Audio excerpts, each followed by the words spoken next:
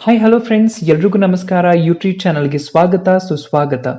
ಇವತ್ತು ನಾವು ಡಿಸ್ಕಸ್ ಮಾಡಕ್ ಹೋಗ್ತಾ ಇರುವಂತ ಟಾಪಿಕ್, ನಾವು ಫ್ರಿಡ್ಜ್ ನಲ್ಲಿ ನಮ್ಮ ಆಹಾರ ಪದಾರ್ಥವನ್ನ ಸ್ಟೋರ್ ಮಾಡೋದು ಒಳ್ಳೇದಾ ಕೆಟ್ಟದಾ ಅನ್ನೋದರ ಬಗ್ಗೆ. ಸೊ ಬನ್ನಿ, ವಿದೌಟ್ ಎನಿ ಫರ್ದರ್ ಡಿಲೇ ನಮ್ಮ ವಿಡಿಯೋನ ಶುರು ಮಾಡೋಣ.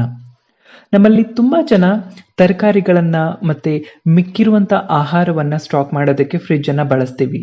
ಸೊ ಫ್ರಿಡ್ಜ್ ಅನ್ನ ಬಳಸೋದ್ರಿಂದ ನಾವು ಆಹಾರ ಪದಾರ್ಥಗಳನ್ನ ತುಂಬಾ ಸಮಯಕ್ಕೆ ಸ್ಟೋರ್ ಮಾಡಿ ಇಡಬಹುದು ಅನ್ನುವಂತ ಯೋಚನೆಯಿಂದ ನಾವು ಪ್ರತಿಯೊಬ್ರು ಫ್ರಿಡ್ಜ್ ಅನ್ನ ಪ್ರಿಫರ್ ಮಾಡ್ತೀವಿ. ಸೊ ಆದ್ರೆ ನಾವು ಯಾವತ್ತಾದ್ರೂ ಯೋಚನೆ ಮಾಡ್ತೀವಾ ಈ ಫ್ರಿಡ್ಜ್ ಅನ್ನ ಬಳಸೋದು ನಮ್ಗೆ ಸಹಾಯಕವಾಗಿದೆಯಾ ಅಥವಾ ಮಾರಕವಾಗಿದೆಯಾ ಅಂತ? ಇಲ್ಲ ಅಲ್ವಾ? ಸೊ ಖಂಡಿತವಾಗ್ಲೂ ಇವತ್ತು ಅದ್ರ ಬಗ್ಗೆ ತಿಳ್ಕೊಳ್ಳೋಣ. ನಾವು ಫ್ರಿಡ್ಜ್ ನಲ್ಲಿ ಸ್ಟಾಕ್ ಮಾಡುವಂತಹ ಆಹಾರ ಪದಾರ್ಥಗಳಾಗಿರ್ಬೋದು, ತರಕಾರಿಗಳಾಗಿರ್ಬೋದು, ಹಣ್ಣು ಹಂಪಲುಗಳಾಗಿರ್ಬೋದು, ಅವು ತುಂಬಾ ದಿನದ ತನಕ ಬಾಳಿಕೆ ಬರುತ್ತೆ. ಅದ್ಯಾಕೆ ಅಂತ ನಿಮ್ಗೆ ಗೊತ್ತಾ?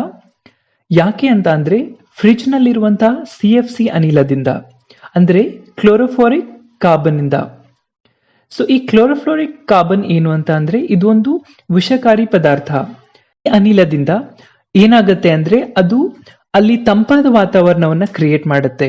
ಅದು ಹೆಚ್ಚಾಗಿ ತಂಪಾದ ವಾತಾವರಣವನ್ನ ಕ್ರಿಯೇಟ್ ಮಾಡೋದ್ರಿಂದ ಅದು ಬ್ಯಾಕ್ಟೀರಿಯಾ ಆಕ್ಟಿವಿಟೀಸ್ ಅನ್ನ ಕಂಪ್ಲೀಟ್ ಆಗಿ ಡಲ್ ಮಾಡುತ್ತೆ. ಸೊ ಅಲ್ಲಿ ಬ್ಯಾಕ್ಟೀರಿಯಾ ಆಕ್ಟಿವಿಟೀಸ್ ಕಂಪ್ಲೀಟ್ ಆಗಿ ಡಲ್ ಆಗೋದ್ರಿಂದ ಆಹಾರ ಬೇಗ ಕೆಡೋದಿಲ್ಲ. ಯಾಕಂದ್ರೆ ಬ್ಯಾಕ್ಟೀರಿಯಾಗಳಿಂದಾನೇ ಆಹಾರ ಬೇಗ ಕೆಡ್ತಾ ಇರುತ್ತೆ, ಅದು ನಾರ್ಮಲ್ ರೂಮ್ ಟೆಂಪರೇಚರ್ ನಲ್ಲಿ.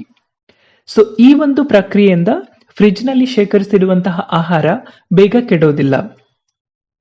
ಈ ತರದ ಪದಾರ್ಥಗಳನ್ನ ನಾವು ಹೆಚ್ಚಾಗಿ ಸೇವಿಸೋದ್ರಿಂದ ನಮ್ಮಲ್ಲಿ ಏನೆಲ್ಲ ಸಮಸ್ಯೆ ಉಂಟಾಗಬಹುದು ಅಂತ.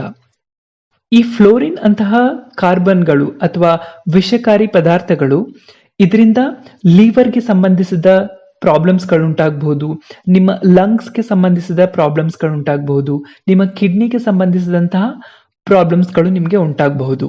ಅದಷ್ಟೇ ಅಲ್ಲದೆ ನಾವು ಫ್ರಿಡ್ಜ್ ಅಲ್ಲಿ ಶೇಖರಿಸಿಟ್ಟಂತ ಆಹಾರವನ್ನ ಅತಿಯಾದ ಪ್ರಮಾಣದಲ್ಲಿ ಸೇವಿಸೋದ್ರಿಂದ ಅದು ಸ್ತ್ರೀಯರ ಗರ್ಭಕೋಶಕ್ಕೂ ಕೂಡ ತೊಂದರೆ ಆಗ್ಬಹುದು. ಅದಷ್ಟೇ ಅಲ್ಲದೆ ನಮ್ಮ ಇಮ್ಯುನಿಟಿಗೆ ತುಂಬಾನೇ ಪ್ರಾಬ್ಲಮ್ ಆಗುತ್ತೆ. ಅಷ್ಟೇ ಅಲ್ಲದೆ ಅಸ್ತಮಾದಂತಹ ಕಾಯಿಲೆಗಳು ಬರುವಂತಹ ಚಾನ್ಸಸ್ ಉಂಟು. ಸೊ ಖಂಡಿತವಾಗ್ಲೂ ನೀವು ಫ್ರಿಡ್ಜ್ ಅಲ್ಲಿ ಇರುವಂತಹ ಆಹಾರವನ್ನ ಅತಿಯಾಗಿ ಸೇವನೆ ಮಾಡ್ತೀರಾ ಅಂದ್ರೆ ಒಂದ್ಸಲ ದಯವಿಟ್ಟು ಯೋಚನೆ ಮಾಡಿ. ನೀವು ಒಂದು ಸಲ ಯೋಚನೆ ಮಾಡಿ ನೋಡಿ, ಹಳೆ ಕಾಲದ ಜನ ಯಾವತ್ತು ಫ್ರಿಡ್ಜ್ ಅನ್ನ ಬಳಸ್ತಾ ಇರ್ಲಿಲ್ಲ, ಬಟ್ ಅವರ ಜೀವಿತಾವಧಿ ತುಂಬಾನೇ ಹೆಚ್ಚಾಗಿತ್ತು. 100 ವರ್ಷ ಅದಕ್ಕಿಂತ ಮೇಲೆ ಕೂಡ ಅವರು ಬದುಕಿರುವಂತಹ ಎಕ್ಸಾಂಪಲ್ಸ್ಗಳು ನಿಮ್ಮ ಕಣ್ಮುಂದೆನೇ ಇದೆ.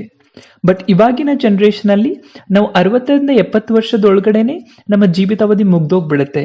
ಅದ್ಯಾಕೆ ಅಂದ್ರೆ ನಮ್ಮ ಆಹಾರ ಪದ್ಧತಿಗಳಿಂದ, ಅದು ಈ ತರದ ರೂಢಿಗಳನ್ನ ನಾವು ಬೆಳೆಸ್ಕೊಂಡಿರೋದ್ರಿಂದ. ಅಂಡ್ ಎಕ್ಸಾಂಪಲ್ ಹೇಳ್ಬೇಕು ಅಂತ ಅಂದ್ರೆ, ಫ್ರಿಡ್ಜ್ ನಲ್ಲಿ ಇಟ್ಟಿರುವಂತಹ ತಂಪಾದ ಮೊಸರನ್ನ ನಾವು ಡೈರೆಕ್ಟ್ ಆಗಿ ಸೇವನೆ ಮಾಡೋದ್ರಿಂದ ಹೃದಯ ಸಂಬಂಧಿ ಕಾಯಿಲೆಗಳು ಬರಬಹುದು.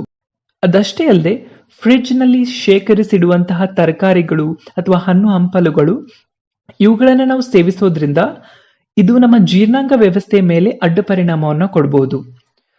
ಅದಷ್ಟೇ ಅಲ್ಲದೆ ಇನ್ನೊಂದು ಇಂಪಾರ್ಟೆಂಟ್ ವಿಷಯ ಅಂತ ಅಂದ್ರೆ, ನಾರ್ಮಲಿ ಯಾವುದೇ ಒಂದು ತರಕಾರಿ ಆಗಿರಬಹುದು ಅಥವಾ ಹಣ್ಣು ಆಗಿರಬಹುದು, ಅದು ಸ್ವಲ್ಪ ದಿನದಲ್ಲೇ ಕೊಳ್ತು ಹೋಗುತ್ತೆ, ಅಂದ್ರೆ ನಾರ್ಮಲ್ ರೂಮ್ ಟೆಂಪರೇಚರ್ ನಲ್ಲಿ. ಯಾಕೆ ಅಂದ್ರೆ ಅದರ ಜೀವಿತಾವಧಿ ಅಷ್ಟೇ ಇರೋದು. ಆ ಅವಧಿಯಲ್ಲೇ ಅದನ್ನ ಸೇವಿಸೋದು ಆರೋಗ್ಯಕ್ಕೆ ಉತ್ತಮ. ಇಲ್ಲ ಅಂತಂದ್ರೆ ಅದನ್ನ ತುಂಬಾ ದಿನ ಸ್ಟೋರ್ ಮಾಡಿ ನಾವು ತಿನ್ನೋದ್ರಿಂದ ನಮ್ಗೆ ಫುಡ್ ಪಾಯ್ಸನ್ ಕೂಡ ಆಗಬಹುದು. ಸೊ ಆ ತರದ ಚಾನ್ಸಸ್ ಅನ್ನ ದಯವಿಟ್ಟು ಕೊಡಬೇಡಿ. ಅಂಡ್ ಇನ್ನೊಂದು ಇಂಪಾರ್ಟೆಂಟ್ ವಿಷಯ ಅಂದ್ರೆ, ನಾವು ತಯಾರಿಸಿದಂತ ಆಹಾರ ಅದನ್ನ ತಯಾರಿಸಿದ 1 ಗಂಟೆ ಒಳಗಡೆನೆ ಸೇವಿಸೋದು ಉತ್ತಮ.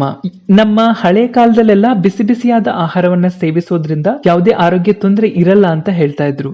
ಅದೇನಕ್ಕೆ ಅಂದ್ರೆ, ಬಿಸಿಯಾದ ಆಹಾರವನ್ನ ಸೇವಿಸೋದ್ರಿಂದ ಅದು ಡೈಜೆಸ್ಟ್ ಕೂಡ ಬೇಗ ಆಗುತ್ತೆ. ಅದಷ್ಟೇ ಅಲ್ಲದೆ ನಮ್ಮ ಇಮ್ಯೂನ್ ಸಿಸ್ಟಮ್ಗೆ ಕೂಡ ತುಂಬಾ ಹೆಲ್ಪ್ ಆಗುತ್ತೆ. ಸೊ ನಾವು ಫ್ರಿಡ್ಜ್ ಅನ್ನ ಯೂಸ್ ಮಾಡಿಕೊಂಡು ದೀರ್ಘಕಾಲ ಬಾಳಿಕೆ ಬರ್ಲಿ ಅಂತ ಫ್ರೂಟ್ಸ್ ಅಂಡ್ ವೆಜಿಟೇಬಲ್ಸ್ ಅನ್ನ ಮತ್ತೆ ಇನ್ನಿತರ ಆಹಾರಗಳನ್ನ ಶೇಖರಣೆ ಮಾಡೋದ್ರಿಂದ ಅದು ನಮ್ಮ ಹೆಲ್ತ್ಗೆ ತುಂಬಾನೇ ಅಡ್ಡ ಪರಿಣಾಮ ಕೊಡುತ್ತೆ. ಸೊ ನೀವು ಫ್ರಿಡ್ಜ್ ಅಲ್ಲಿ ಇರುವಂತಹ ಆಹಾರಗಳನ್ನ ತುಂಬಾನೇ ಬಳಸೋರಾಗಿದ್ರೆ ಒಂದು ಸಲ ದಯವಿಟ್ಟು ಯೋಚನೆ ಮಾಡಿ ಅಂಡ್ ಇದರ ಬಳಕೆಯನ್ನ ಆದಷ್ಟು ಕಡಿಮೆ ಮಾಡಿ. ಐ ಹೋಪ್ ನಿಮ್ಗೆ ವಿಡಿಯೋ ಇಷ್ಟ ಆಗಿದೆ ಅಂತ ಅನ್ಕೋತೀನಿ. ಇಷ್ಟ ಆಗಿದ್ರೆ ದಯವಿಟ್ಟು ಲೈಕ್ ಅಂಡ್ ಕಮೆಂಟ್ ಮಾಡಿ. ಅಂಡ್ ನಮ್ಮ ಚಾನಲ್ಗೆ ನೀವು ಸಬ್ಸ್ಕ್ರೈಬ್ ಮಾಡ್ಕೊಂಡಿಲ್ಲ ಅಂದ್ರೆ ದಯವಿಟ್ಟು ಮಾಡ್ಕೊಡಿ. Thank you so much for your valuable time. ಮತ್ತೆ ಸಿಗೋಣ.